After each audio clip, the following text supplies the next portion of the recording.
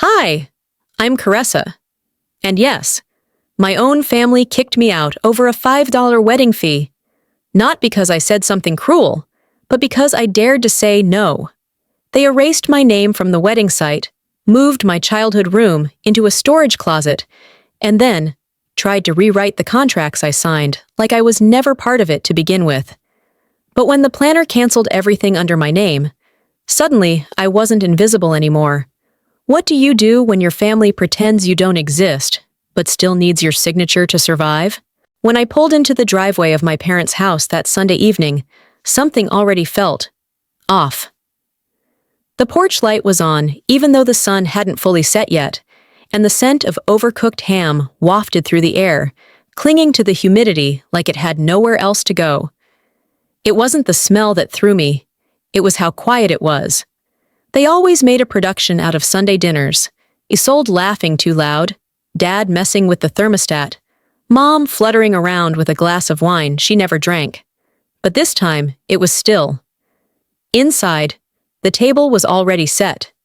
Isolde's name card, calligraphed and framed in soft gold, sat beside the head seat. Mom's seat had the usual fresh-cut rose tucked beside the plate.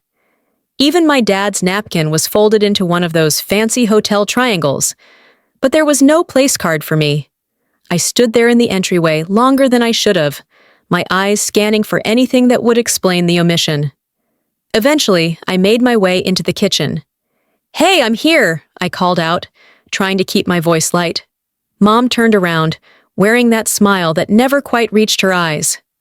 "Darling, you're early." I looked at my watch. "It's 6 on the dot." She laughed tightly. "Well, we're just about ready. You can sit anywhere you'd like." Anywhere. I could already feel the tightness curling in my stomach. We gathered at the table a few minutes later. Dad sat at the head, stiff as ever. Isolde made her grand entrance from upstairs, in full makeup like she was auditioning for a bridal catalog. She kissed Mom on the cheek and barely nodded at me. We started with the usual, stories about long-lost cousins, awkward childhood memories that no one had fact-checked in years. Mom even brought out an old album and flipped it open at the table. "Oh, remember this?" she said, pointing at a photo of me in braces, holding Isolde's bouquet at her first engagement party that didn't lead to a wedding. "Even back then, you knew how to make things work." Isolde smirked across the table. "Some things never change." I forced a laugh, sipping my water. But my skin was prickling. The air felt premeditated, like I was being funneled somewhere. And then it came. Mom cleared her throat and, without a hint of irony, slid a printed spreadsheet across the table like we were in a boardroom. "So," she began, tone falsely bright, "your sister's big day is coming, and we thought it would be beautiful if everyone pitched in." I blinked down at the paper. The budget was detailed: venue, flowers, catering, even personalized cocktail napkins. And right next to my name, Caressa, $5,000 sponsorship. I looked up. "Excuse me?" Dad didn't flinch. "You're in a good place financially. No kids, no mortgage. We figured this would be your way of showing support." I swallowed hard. "This isn't a wedding gift. It's a line item." Mom smiled, as if I'd complimented the font. "We just thought it'd be meaningful if you contributed in a real way. You've always been so responsible." I stared at the table. My appetite vanished. It wasn't the number. 5,000 was a lot, sure. But it wasn't the dollar sign that stung. It was the presumption, the assumption that I'd say yes, that I owed them, that being the responsible one meant I could be taxed without consent. Isolde leaned back in her chair, one elbow resting casually on the armrest. "You can just Venmo the deposit this week. That'll lock in the venue." I turned to her slowly. "Can I think about it?" Dad sighed audibly. "There's nothing to think about. We're all contributing." "Are we?" I scanned the table. "Because my name's the only one with an exact dollar figure on it." Mom's smile faded. "Family supports family, Caressa." My voice tightened. "Isolde, what exactly are you paying?" She laughed. "I'm giving my time, Planning is work, too. I opened my mouth and closed it again. The polite facade was peeling fast, and beneath it was something brittle and mean. I felt like I was being boxed in. Every word, every look, every silence was another brick in the wall they were building around me. And the worst part? They expected me to thank them for it. "This doesn't feel like a dinner," I said, pushing the spreadsheet back toward Mom. "It feels like a negotiation I didn't know I was part of." They didn't answer. No one denied it. I stayed through the meal, mostly silent, nodding when spoken to. My fork toyed with potatoes I never planned to eat. The conversation drifted to honeymoon plans and flower arrangements, as if nothing had happened. After dinner, I got up to help with the dishes. In the kitchen, by the sink, sat another copy of the budget printout. This one had a signature line: blank. They hadn't just assumed I'd pay. They had already printed the paperwork for my compliance. I walked back to the dining table like I was stepping into a courtroom. Except here, the verdict had already been written, and I was the only one who hadn't signed off. They were all still seated exactly where I'd left them, like statues in a display. Dad was swirling his wine, not drinking it. Isolde was picking lint off her dress sleeve like this was just any other night. Mom met my eyes only for a second before looking back at her plate. Not a word was said as I sat down. The budget sheet I'd seen in the kitchen wasn't even acknowledged. It was as though they all believed my presence alone meant agreement. "I need some time," I said quietly, trying to sound calm but firm. "I'm not saying no, I just need to think." Dad didn't even look up. "This isn't a discussion, Caressa. It's family." That word again. Family. Like it was a weapon now, not a comfort. Mom chimed in, voice honeyed but clipped. "You've always been the smart one. We thought you'd understand the importance of showing up for people you love." I let that sink in for a moment. It wasn't just a suggestion. It was a verdict with a smile.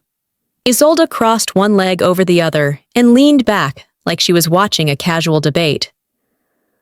"I wish I had your life. No kids, no mortgage, just freedom and money to spend on yourself. Must be nice." There it was, the twist of the knife. My independence, something I'd bled for after years of doing everything alone, was now being weaponized against me. The choices I made that brought me stability were being used to justify their expectations. "Funny," I said. "I didn't realize building a life on my own meant I owed it to everyone else." Mom's eyes narrowed. "You don't owe anyone. We're just asking you to step up." I leaned forward. "No, you're not. You're telling me what I'm going to do and calling it love." Dad set down his wine glass, folded his arms, and said nothing. That silence, heavy, deliberate, was his way of approving what was unfolding. Mom's voice softened. "You know, I gave up a lot to raise you girls. Dreams, a career. I wanted you to have more than I did. Don't make me feel like I failed raising a generous woman." I held her gaze. "Don't try to make your sacrifices into my debts." Isolde scoffed. "I've always had your back. Every birthday gift, every college visit. This is one thing I'm asking for. One thing that costs $5,000, and my dignity." The air went still. The polite layer that had wrapped around the evening like gift paper had finally torn open. Now we were in it, raw and unfiltered. "You don't think we all make sacrifices?" Mom said, her voice rising. "You think your sister's life is easy? That we haven't already stretched every dollar to make this day happen?" I stared at her. "You printed my name next to a dollar amount and didn't think you needed to ask. That's not sacrifice. That's strategy." Isolde's voice was sharp now. "What's your problem, Caressa? You act like we're robbing you." "No," I said, standing up. "You're just trying to convince me that love has a price tag, and you've already decided what mine is worth." I turned to leave, needing air, space, a moment that didn't feel like manipulation wrapped in memories. But as I reached the hallway, Mom's voice called after me. "If you walk away from this, don't expect to be part of the celebration." I froze. And then Isolde added, "Maybe you're not really family after all." The words hit like a slap across the spine. Not loud, not screamed. Just, final. I turned back slowly, locking eyes with Dad. He hadn't said more than one sentence all night, but he watched me like a judge waiting for a confession. "Did you all rehearse this?" I asked. My voice didn't break. My posture didn't falter. They didn't answer. And yet, silence said more than any answer could have. I didn't even change out of my clothes when I got home. My blazer still hung over the chair, my heels kicked off by the door, but everything else stayed as it was when I walked in. Tight, uncomfortable, like the night had followed me back. The message lit up my screen before I could sit down. "Hey, I heard you're not part of the bridal party anymore. What happened?" It was from my cousin Renee. No malice in her words, but the timing stung. I hadn't even had time to process the last hour, and now the grapevine had already passed the baton. Gossip always ran faster than grief in our family. I opened the wedding group chat out of impulse, blank. I scrolled up. My name wasn't there. I tried the shared Google Drive link with vendor timelines. Access denied. I stared at the screen, feeling a strange mix of insult and inevitability. So that's how it is. No warning, no conversation, just erasure. That's how they operated. No confrontation, just quiet condemnation. They never had the courage to name what they were doing. They just did it and waited for you to figure it out on your own. I got up and pulled open the bottom drawer of my desk, the one with things I didn't really use anymore. Old notebooks, chargers I never matched with devices. Beneath a college yearbook and an expired passport sat a leather photo album. I hadn't touched it in years. Maybe I was looking for something comforting. Instead, I got memory whiplash. I flipped through pages of birthdays and blurry fireworks. 4th of Julys, Thanksgivings, the occasional toothy school photo Mom insisted on printing in wallet size. Then I landed on one from my 9th birthday, or what I had remembered as mine. There was a cake, pink and round, with "Happy Birthday Isolde" written across it in cursive icing. I was in the corner of the frame, wearing a tiara. My smile was wide but looked stiff. The caption in Mom's handwriting read, "Isolde's special day. Caressa helped pick the frosting." I stared at it for a long time, the kind of stare that drains you. I flipped forward. Another birthday, maybe 11 this time. Same story, same name on the cake. My name never made it onto frosting. I remembered asking Mom once why I didn't get my own. She'd told me, "Because you were too young to understand anyway." I must have been 6, maybe 7.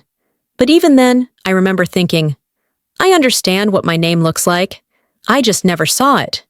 It was never about cakes. It was always about place. Isolde was the performance. I was the stagehand. She got the spotlight. I was the switch behind the curtain. She was always seen. I was always helpful. I closed the album and set it down beside me on the couch. The room felt smaller. I opened my laptop, not sure why. Maybe to write something. Maybe just to see something that didn't pretend I didn't exist. I started a new document and titled it, "My Financial Recovery Plan." It felt odd to type that after what just happened. But it felt right.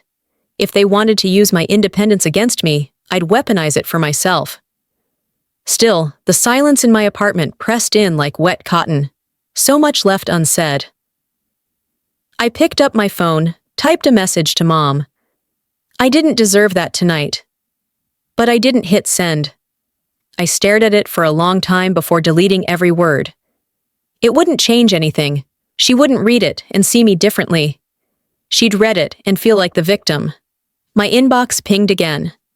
Event reminder. Final vendor walkthrough scheduled this Thursday. Confirm coordinator attendance. My name was no longer listed. I blinked, opened the file attached. Different name under coordinator. Blank. No Isolde, no replacement. Except, the contract still had my name on every page. I stared at the calendar invite on my screen. The words, "Final vendor walkthrough," pulsing in silence. No one had spoken to me about it. My name wasn't on the coordinator line anymore, But that didn't matter. I hadn't been asked, I'd just been replaced. Before I could decide whether to delete it or forward it to a lawyer friend, my phone buzzed. Isolde. Coffee today? The message read. Just us. Just us. As if that meant anything now. I didn't answer right away. Instead, I sat still, legs curled under me on the couch, trying to imagine how a latte was going to erase the last 3 days. But I agreed. Because if I didn't, they'd spin the silence too. She didn't even try, they'd say. We met at a cafe near the marina, one of those places with overpriced croissants and little chairs that look better than they feel. Isolde was already seated when I walked in, dressed in winter white like she was auditioning for peace. I figured this would be easier without Mom, she said, flashing a smile that didn't reach her eyes. You know how she gets when emotions run high. I ordered a black coffee, no pastry, no sweetener. I had no appetite for pretense. You've always been different, Isolde began, stirring her oat milk flat white. Not worse, not better, just harder to rely on. Or maybe I just don't bend the way you're used to, I replied, calm but firm. She tilted her head. This wedding means a lot to me. I nodded. And you decided it should cost me too. She laughed softly, then leaned forward, elbows on the table. One payment, Caressa, one gesture, one moment for you to show me you believe in me.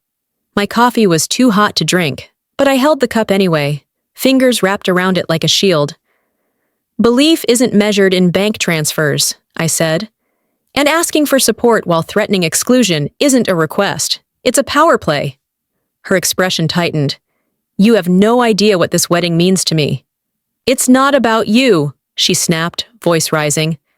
The couple beside us turned subtly, pretending not to listen. That's exactly the problem, I said. It's always about you. Every party, every picture, every decision. It all leads back to your spotlight, and the rest of us just play backup. She sat back, blinking like she'd been slapped. The silence between us stretched until she stood abruptly. You've changed. No, I said, standing too. I just finally realized that silence only benefits the people who are already comfortable. We didn't say goodbye. I walked the few blocks back to my apartment under a slate gray sky, my footsteps echoing off the old brick sidewalks. Once inside, I tossed my keys on the counter and opened my laptop. There it was. Another email, this time from Talia, the planner. Subject, payment follow-up, contract still under your name. I clicked it open. A polite message asking if I wanted to finalize vendor confirmations and submit final approvals. I blinked. Wait. They hadn't changed the name? I picked up my phone and called the number at the bottom of the email. Talia picked up on the second ring. Caressa, good timing. Just checking in. Do you want to finalize your coordinator role? I swallowed. I thought that was transferred. Nope, she said cheerfully. Your name's still the only one on file. You're still the legal signee for venue, catering, and half the decor vendors. No one sent over a change form. I thanked her and hung up. Then I opened a folder on my desktop labeled Wedding Files. Every quote, every invoice, every email chain was there. My name at the top, my bank card on the deposits, my signature on the agreements. They'd acted like I was optional, but on paper, I was central. They made me feel small, but the wedding lived under my name. For the first time since this mess started, I didn't feel like the outcast. I felt like the wild card. I opened another folder. Vendor list, confirmation chart, final payment deadlines. One line in bold stopped me cold. Final vendor confirmation requires signee approval. I stared at it, then leaned back in my chair. I hadn't agreed to be part of the wedding, but legally I still was. I almost didn't go. When the invitation came in the form of a casual dinner with extended family text from Mom, I stared at it for a full 5 minutes. My thumb hovered over the delete button, but something in me, maybe the last sliver of habit, said yes. I didn't go to be included. I went to be seen. The house looked the same from the outside. Inside, the lights were warm, laughter floated down the hallway, and a smell I couldn't quite place, like baked ham with a hint of desperation, filled the air. The table was dressed up more than usual, with gold-trimmed china and folded napkins shaped like swans. Every seat had a name card: Vera, Alton, Isolde, and a dozen others, cousins, aunts, even a neighbor they once called Uncle Mike. My card? A blank square of cream paper tucked at the end of the table, like a placeholder someone forgot to throw away. I sat down without comment. Being present doesn't mean you're visible. The chatter picked up around me, a chaotic harmony of memories and wine. Someone was telling a story about Isolde's bachelorette planning, and someone else mentioned the cake tasting. My role in all of it, every phone call, every spreadsheet, every 2 a.m. email to vendors, was missing from the narrative. I didn't eat much. The food was there, but my appetite was elsewhere. I nodded when spoken to, offered half smiles that never reached my eyes, and avoided eye contact with Isolde, who was glowing like she'd won an award I never knew I was competing for. And then dessert came out. Mom stood, glass in hand, and tapped a spoon against it. Everyone fell quiet. "I just want to say how grateful I am," she began, her tone as polished as the silverware. "Grateful for this family, for how we come together in big moments. Every single one of my children contributed to this wedding. Some gave time, others gave money, and all gave love." She turned and locked eyes with me. "Well, most of them." The room didn't gasp, but it did pause. Forks hovered midair, jaws tightened. I sat up straighter. I didn't flinch. I didn't blink. I just stared right back at her. Nobody said a word. One of my uncles coughed, and a cousin tried to crack a joke about in-laws being worse. But the damage had already been done. Public shaming was always my mother's favorite sport, when the audience was just big enough to make it sting, but not big enough to call it out. I pushed my chair back gently and excused myself to the restroom, not because I was going to cry, but because I refused to let her watch me absorb the blow. Inside, I closed the door and leaned against the sink. My phone buzzed in my purse. I pulled it out and saw a text from Renee, my cousin. "Have you seen the update on the wedding site?" She attached a screenshot. "Thank you to our family contributors, Isolde, Vera, Alton, and special thanks to Blaine for design support." Blaine. A guy I used to work with who once helped Isolde pick a font. That was the level of contribution getting public recognition now. My name wasn't there, not once. Not a single mention. I scrolled further down. A full vendor list. A list I had built. The timeline I created, now rebranded under someone else's initials. Every trace of my work scrubbed. I wasn't invisible because I did nothing. I was made invisible because they took everything I gave and erased my fingerprints. I returned to the table, slow and measured. Mom was laughing about something. Dad was pouring wine. Isolde looked unbothered. I sat down and folded my hands in my lap. "You might want to double-check who owns the website domain before using it for thank yous," I said calmly. The room went still. Forks clinked against plates. A few people pretended not to hear. Isolde looked up at me sharply. Mom's smile faltered, just for a second. The smiles froze mid-frame, and that was the first time I realized silence could strike louder than shouting. I hadn't slept much the night before. My mind had kept circling the table, the glances, the unspoken verdicts. By morning, the only thing that felt grounded was the laptop on my kitchen table. Its screen glowed like a portal to both my humiliation and my leverage. I pulled up the contracts folder I'd saved back when I still believed I was helping. There they were, digital signatures, date stamps, PDF after PDF, with my name clearly typed at the top. They celebrated their wedding on paper without ever noticing whose name the paper carried. I scrolled to the original invoice from the venue. At the time, Isolde had texted, "Hey, can you just lock it in for now? I'll reimburse you next week." That week never came. My bank app confirmed it. An $800 payment from my account in January. I had barely remembered it, buried under the dozens of details I'd taken on in the early weeks of planning. I trusted her. Foolishly, but completely. I opened my email and began typing. Hi, Talia. Quick question. Can you confirm who paid the initial deposit for the Mason Hart wedding? A few minutes later, her reply came with a PDF attachment. Paid by Caressa Linwood, debit. 9411. I leaned back, the weight of that line pressing into my chest. Not only had they erased me, they had started with me, used me as the foundation, and then built an entire illusion around my absence. So I did the one thing they'd never expected. I wrote my own script. I opened a fresh email, started typing with absolute clarity. Hi, Talia. I'm writing to formally withdraw my involvement from all contracts or associations with the Mason Hart wedding scheduled on May 18th. I attached the legal documentation I'd quietly drafted with the help of a friend from law school.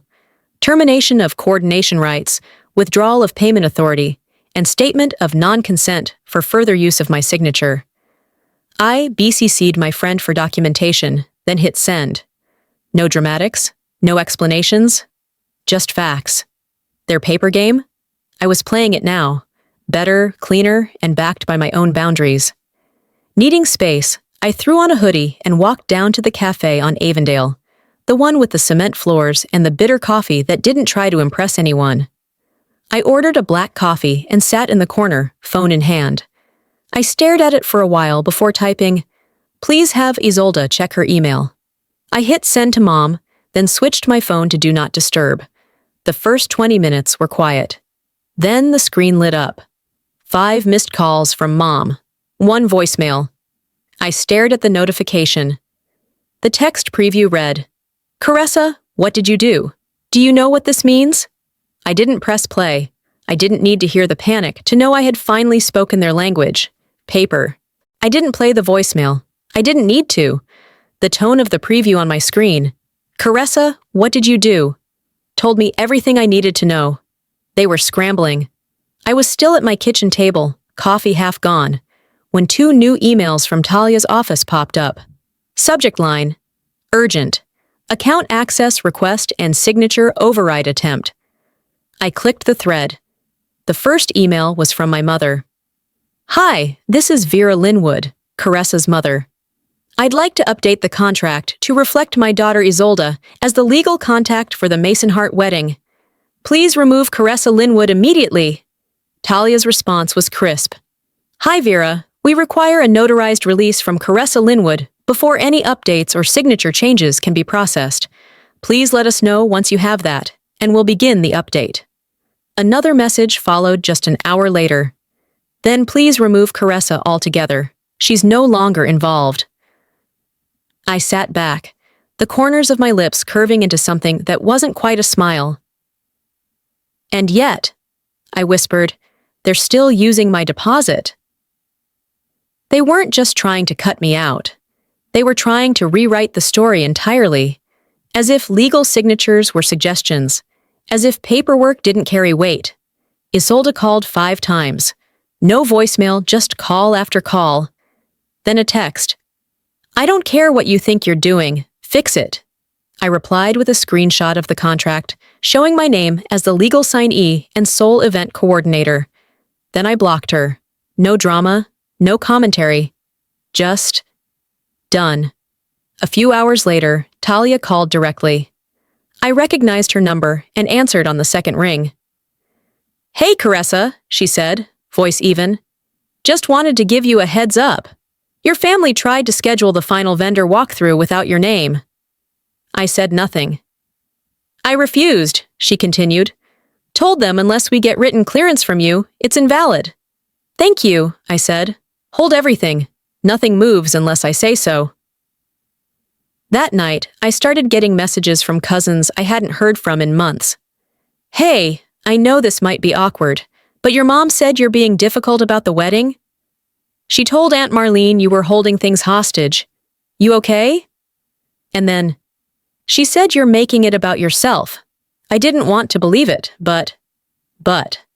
That little word always shows up when people try to pretend they're not picking sides. I didn't respond. Instead, I created a checklist. Confirm legal ownership, done. Revoke access to shared folders, in progress. Draft termination of all coordination authority, next step. They were playing martyr while I held the fuse. I didn't light it, not yet, but they knew I had it. I sat in bed that night with my laptop on my knees, the wedding planning folder open. Their edits were still visible in the history, despite the revoked access. Vera had tried to delete my original layouts. Isolde renamed timelines with her initials. I shook my head. I didn't start this war, but I could end it. The next morning, I scheduled a meeting with the venue directly. I walked into the office in a blazer, hair pulled back, no makeup. Clean. Cold. Focused. A young woman at the front desk smiled. "Do you have an appointment?" "I do," I said. "Caressa Linwood. I'm the legal event coordinator for the Mason Hart wedding." The receptionist clicked a few things on her screen and nodded. "Mr. Kavanaugh will see you now." As I walked toward the back hallway, I took one deep breath. If they wanted a show without me, they should have read who owned the stage. The moment I pulled up to the house, I felt it. Something colder than the weather, tighter than the porch lights strung a little too precisely across the eaves. It wasn't home, it was staging. 2 days before the wedding, and I had been strongly encouraged to attend a formal pre-wedding dinner. Code for show up so no one asks questions. I didn't bring anything, no wine, no smile. Just my name, and that felt like more than enough. The front door opened before I even knocked. Vera stood there, her pearls neatly aligned, dress pressed, not a hair out of place. Her smile held for exactly 2 seconds before vanishing into hostess mode. "Caressa," she said, stepping aside. "Glad you made it." No hug, not even a pat on the shoulder. Just protocol. Inside, the lights were warm, but the air was icy. Laughter floated in from the dining room. Cousins, family friends, a few people I didn't recognize. Isolde's voice rose above the noise. As always. "Can you put your coat upstairs?" Vera asked, gesturing vaguely toward the hall. I nodded and made my way up the stairs. The hallway smelled of scented candles and paint. Fresh. I hesitated at the door that used to be mine. I opened it. Gone. The bed was replaced with folding chairs stacked against the wall. My childhood desk had vanished, and in its place stood a table full of wedding gift bags, neatly labeled with tags like bridal party emergency kit and reserved seating labels. My framed college diploma, which used to hang beside the window, was missing. At the foot of a plastic bin filled with reception menus, I spotted something half-crushed. My old tote bag. The one with my name embroidered in navy thread. It was folded, shoved beneath a box labeled cake table decor. I closed the door slowly. They didn't just move on. They wiped me out. And I hadn't even signed the paperwork. Back downstairs, I took my seat at the long table. Another blank name card. I was getting used to those. Dinner started with the usual. Overcooked chicken, wine that no one liked but everyone praised, and Vera's performative grace. She folded her hands with practiced elegance. "We give thanks for family," she said, eyes closed, "especially those who lift each other up, even in tense times." No one missed the emphasis. Alton remained silent, his expression carved from stone.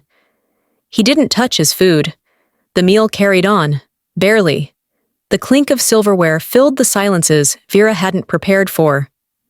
Conversations circled around seating charts and honeymoon itineraries. Isolde talked about the cake tasting, the final fittings, her shoes. Always her. And then a guest I barely knew asked the question. "So, Caressa, I didn't see your name on the ceremony schedule. You're not in the wedding party?" I set my fork down. Before I could speak, Alton answered. Slowly, deliberately. Some people choose distance when they no longer value their role. The table went still. I looked at him. At the man who hadn't called me once since all this began. The man who sat silent through every slight, every erasure, and finally decided to speak when it was to frame me as the deserter. I picked up my napkin, placed it neatly on the table. And some people forget roles can expire when they're abused. Aunt Maggie coughed. A cousin dropped their spoon.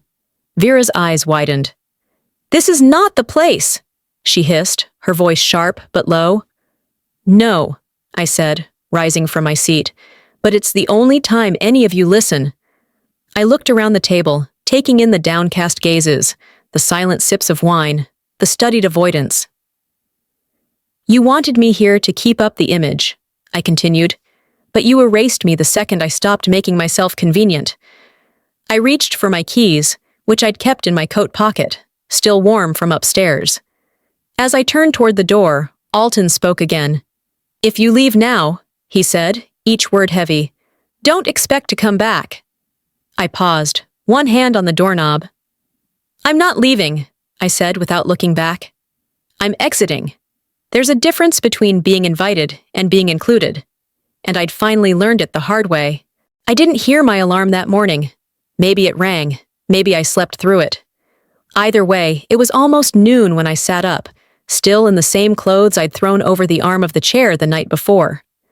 My body ached, not from physical strain, but from the tension that had welded itself into my shoulders. Every movement felt like dragging weights behind me. My phone screen glowed with missed calls, unread messages, and one voicemail from Vera that I refused to acknowledge. Silence was no longer avoidance.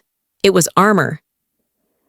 I shuffled into the kitchen, brewed coffee more out of habit than need, and sat down at my desk. A part of me wanted to distract myself with headlines, or the weather, or literally anything else. But the truth was, there was something I had to see. I opened my inbox, typed in contract plus venue, and pressed enter.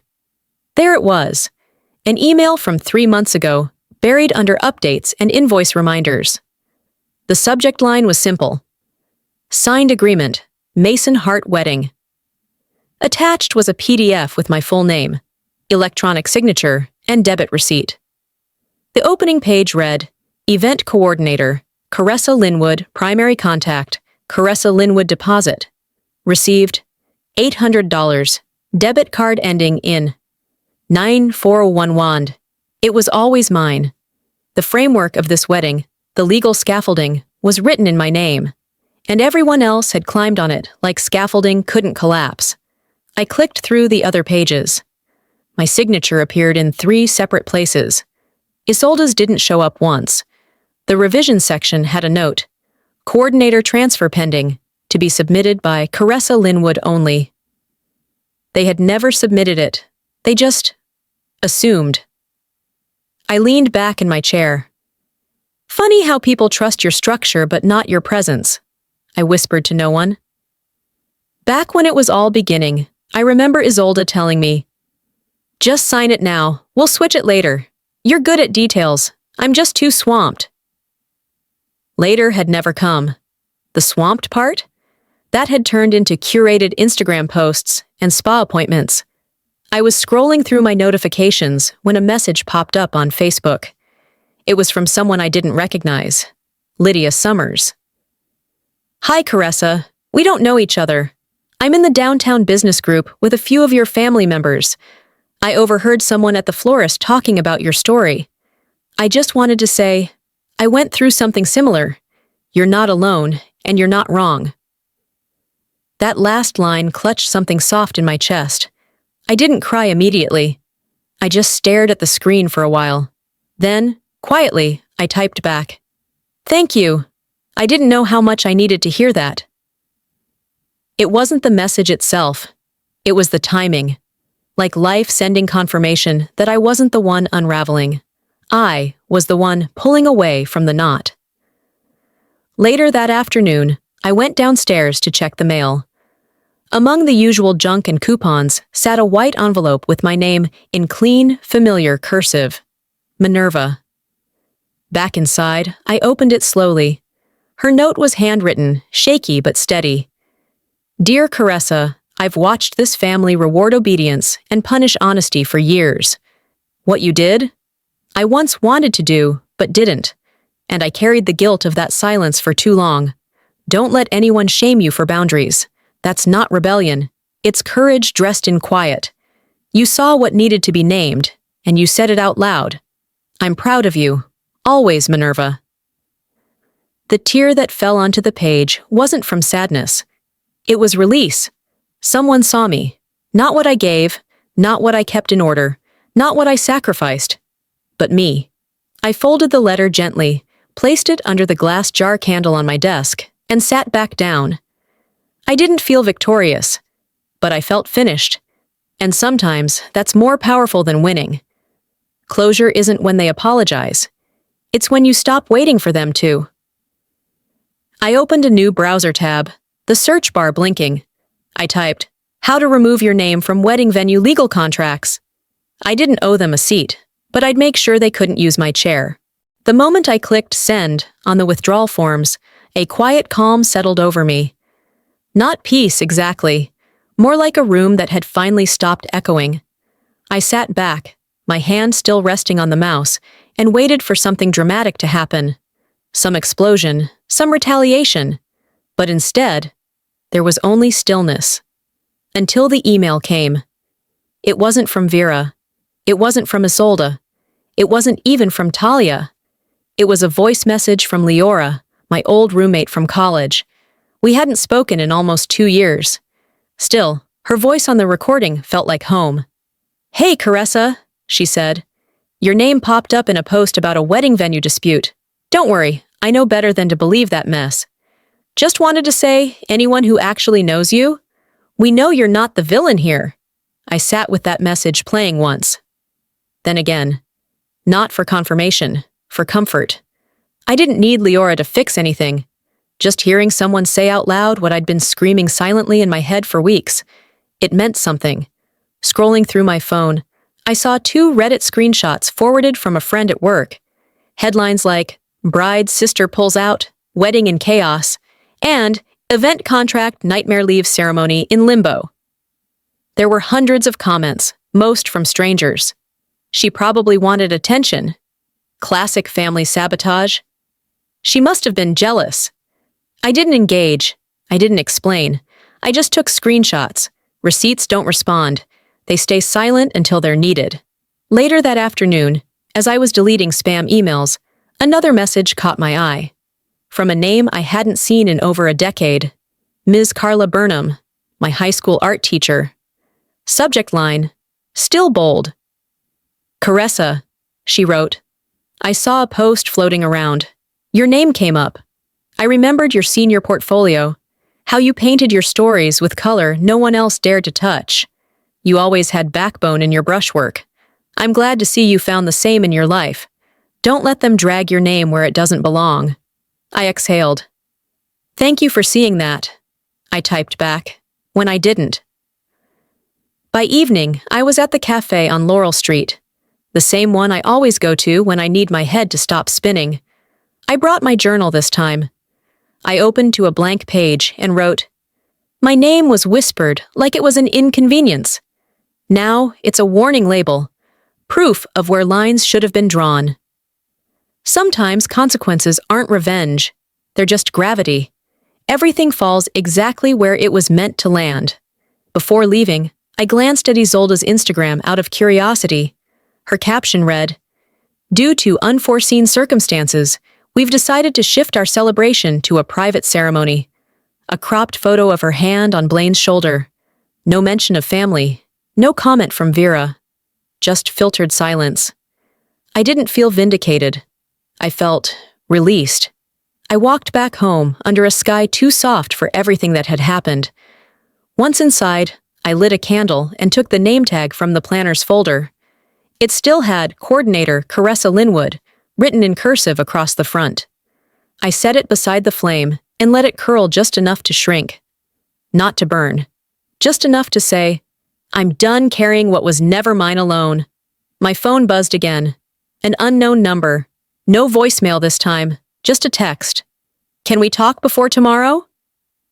I didn't expect to hear from her, but I already knew what I'd say. I stared at the text for longer than I cared to admit. Can we talk before tomorrow? No name attached, but I didn't need one. There was only one person left who would send that kind of message the day before her wedding. And I knew Isolde wasn't asking to reconnect. She was asking to salvage what could still look good on the outside. I didn't reply. If she needed to say something, she'd have to dial. I wasn't offering her a runway. It was mid-morning when the phone rang. Her name flashed on the screen like a memory I didn't want to revisit. Still, I answered. Not because I owed her the space, but because I finally had the strength to stand still in it.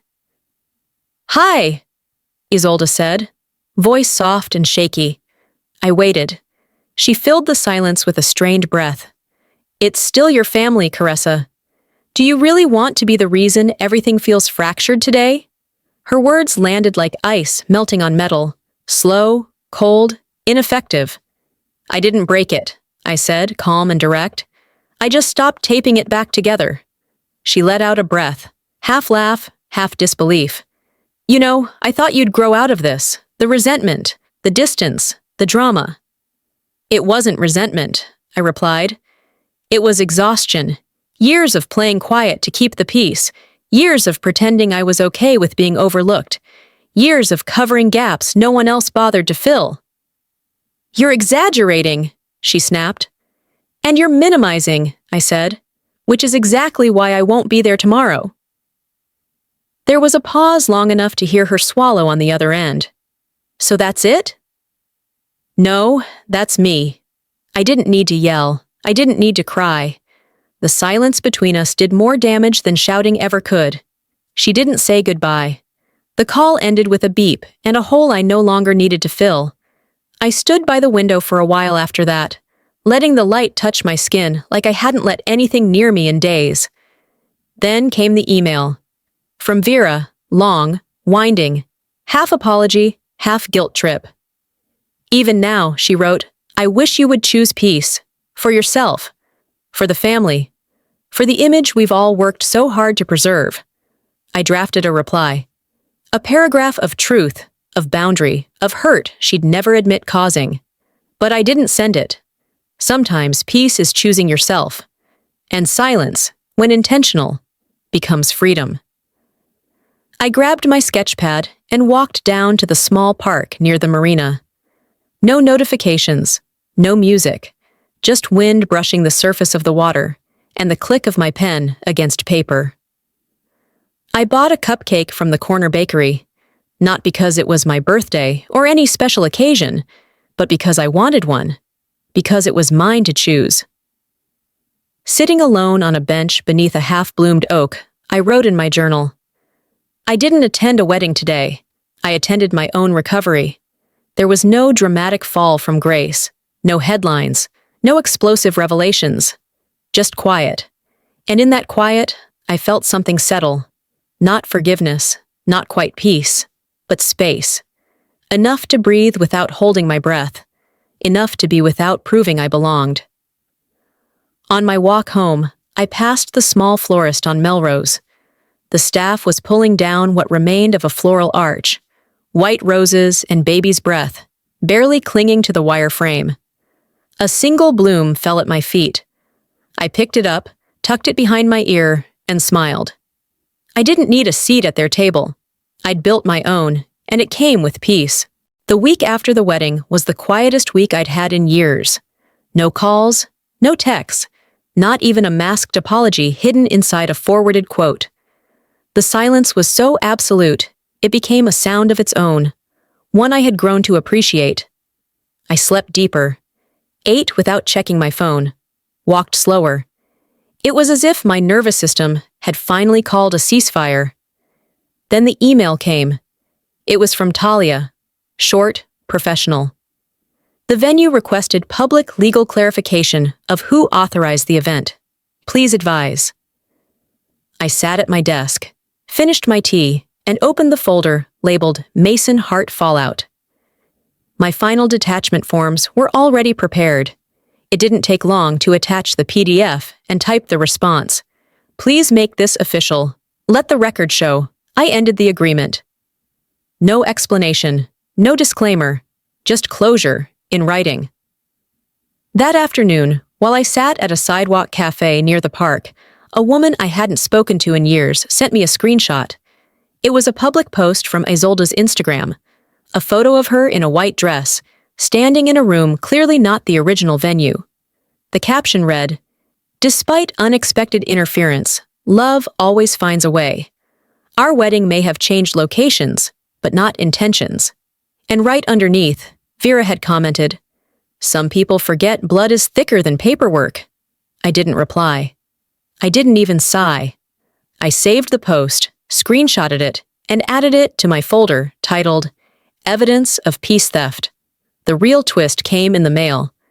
Minerva, my aunt who never liked family drama but always watched closely, had sent me a book of poetry, wrapped in brown paper and twine. Inside, tucked between the pages, was a note. "You didn't burn bridges. You walked away from ones already crumbling. Proud doesn't begin to cover it." I held the note in my hands for a long time. There were no tears this time, just the warmth of being seen by someone who never needed a performance to believe in me. Later that week, I walked to the little print shop on Larkin Street, where you can still smell ink when the paper comes out warm. I handed the clerk a flash drive and paid in cash. The notice read, "As of May 18th, I am no longer legally or emotionally associated with the Mason Hart wedding. May all future unions begin with clarity and not coercion. Caressa Linwood." I tacked it to the community board of the cafe, where Vera's friends meet every Thursday for book club. I didn't stick around to watch anyone read it. That wasn't the point. Instead, I ordered a coffee, sat in the back, and let the hum of life wrap around me. A child laughed 2 tables away. Someone spilled sugar. The world kept moving. I sipped slowly, rereading my notice. No revenge, just resolve. I didn't need their permission to matter. I only needed mine. When I finished my drink, I tossed the final receipt, folded, faded, and now irrelevant, into the trash. As I stepped outside, sunlight poured across the street, bold and golden, like it had been waiting for me. "When you reclaim your name," I whispered to myself, "you don't go back to who you were. You become who they never thought you could be."